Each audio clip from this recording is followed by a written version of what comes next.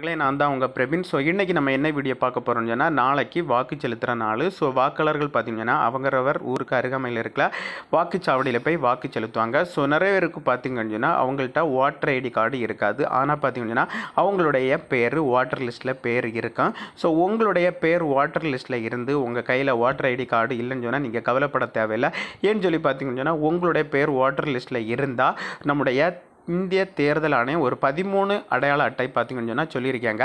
So இந்த 13 அடையாள அட்டையில் ஏதாவது ஒரு அட்டை உங்கள் கையில் இருந்தால் போதும், அந்த அட்டையை நீங்கள் கொண்டு கொடுத்து நீங்கள் வாக்கு செலுத்தலாம்னு சொல்லிட்டு நம்முடைய தேர்தல் ஆணையம் சொல்லியிருக்காங்க. ஸோ அதனால் பார்த்திங்கன்னா என்கிட்ட ஓட்டர் ஐடி கார்டு இல்லை, ஸோ அதனால் என்னால் ஓட்டு போட முடியாதுன்னு அப்படி கவலைப்பட தேவையில்லை. ஏன்னு சொல்லி பார்த்திங்கன்னா ஓட்டர் லிஸ்ட்டில் பேர் இருந்தால் போதும், இந்த 13ல் ஏதாவது ஒரு ஐடி கார்டு நீங்கள் யூஸ் பண்ணி நீங்கள் வாக்கு செலுத்தலாம். ஸோ அது 13 ஐடி கார்டு என்னென்னலாம் சொல்லி பார்த்திங்கன்னா, ஃபஸ்ட்டு பார்த்திங்கன்னா வாக்காளர் அடையாள அட்டை. ஸோ அது இல்லாதனால தான் நீங்கள் வேறு இது சூஸ் பண்ணுறது. செகண்ட் பார்த்திங்கன்னா ஆதார் அட்டை, உங்கள் கையில் ஆதார் கார்டு இருந்தால் அதை நீங்கள் பயன்படுத்தி ஓட்டு போடலாம். அதே போல் மூணாவது பார்த்திங்கன்னா மகாத்மா காந்தி தேசிய ஊரக வேலை உறுதி அளிப்பு திட்டத்தின் பணி அட்டை இருந்தாலும் நீங்கள் வாக்கு செலுத்தலாம். ஸோ ஃபோர்த்து பார்த்திங்கன்னா கணக்கு புத்தகங்கள், அதாவது பார்த்திங்கன்னா உங்களுடைய பேங்க் பாஸ்புக் இருந்தாலும் அதுவும் புகைப்படத்துடன் இருக்கணும், அதுவும் நீங்கள் யூஸ் பண்ணிக்கலாம்.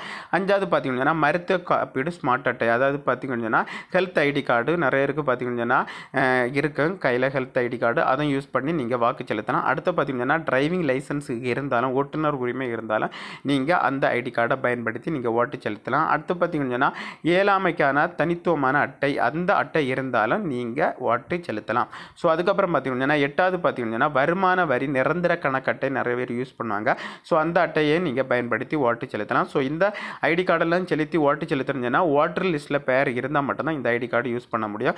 அதுக்கப்புறம் பார்த்திங்கன்னா ஸ்மார்ட் கார்டு, ரேஷன் கார்டு பயன்படுத்தி நீங்கள் வாக்கு செலுத்தலாம். அடுத்து பார்த்திங்கன்னா இந்திய கடவுச்சீட்டு அது இருந்தாலும் நீங்கள் தேர்தலுக்கு இந்த வாக்கு செலுத்தலாம். அடுத்த ஓய்வூதிய ஆவணம் பார்த்திங்கன்னா புகைப்படத்தின் கூடிய நிறைய பேர் ஓய்வூதியம் வாங்கிட்டு இருப்பாங்க, அவங்களுக்கு அடையாள அட்டை இருக்கும். ஸோ அதுவும் பயன்படுத்திக்கலாம். அடுத்து பார்த்திங்கன்னா 12வது பார்த்திங்கன்னா அடையாள அட்டை மத்திய மாநில அரசுகள், பொதுத்துறை நிறுவனங்கள் மற்றும் வரையறுக்கப்பட்ட பொது நிறுவனங்கள், பொதுத்துறை நிறுவனங்களின் தொழிலாளர்களுக்கு வழங்கப்பட்ட அட்டையும் பயன்படுத்தலாம்னு சொல்லிட்டு சொல்லியிருக்காங்க. ஸோ 13 பார்த்திங்கன்னா அலுவலக அடையாள அட்டை, அதாவது பார்த்திங்கன்னா பாராளுமன்ற சட்டமன்ற பேரவை சட்டமன்ற மேலவை உறுப்பினர்கள் மட்டும்தான் இந்த ஐடி கார்டை யூஸ் பண்ணி செலுத்த முடியும்னு சொல்லிட்டு சொல்லியிருக்காங்க ஃப்ரெண்ட்ஸ். அதனால் பார்த்திங்கன்னா உங்கள்கிட்ட ஐடி கார்டு, அதாவது பார்த்திங்கன்னா ஓட்டர் ஐடி கார்டு இல்லைன்னு சொல்லிட்டு நீங்கள் கவலைப்பட தேவையில்லை. ஓட்டர் லிஸ்ட்டு பேர் இருந்தாலே இந்த 13ல் ஏதாவது ஒரு ஆவணத்தை பயன்படுத்தி நீங்கள் ஓட்டு செலுத்தலாம். ஓகே ஃப்ரெண்ட்ஸ், இந்த வீடியோ பிடிச்சுன்னு சொல்லிட்டு நம்புகிறேன். இந்த வீடியோ பிடிச்சிருந்தா ஒரு லைக் பண்ணுங்கள், உங்கள் ஃப்ரெண்ட்ஸை ஷேர் பண்ணுங்கள். இந்த வீடியோவில் ஏதாவது டவுட் இருந்தால் கமெண்ட் செக்ஷனில் கமெண்ட் பண்ணுங்கள், நான் கண்டிப்பாக ரிப்ளை பண்ணுறேன். இதே மாதிரி இன்னொரு நல்ல ஒரு வீடியோவில் சந்திக்கும் வரை உங்களிடமிருந்து விடைபெறுவது உங்கள் பிரவீன்.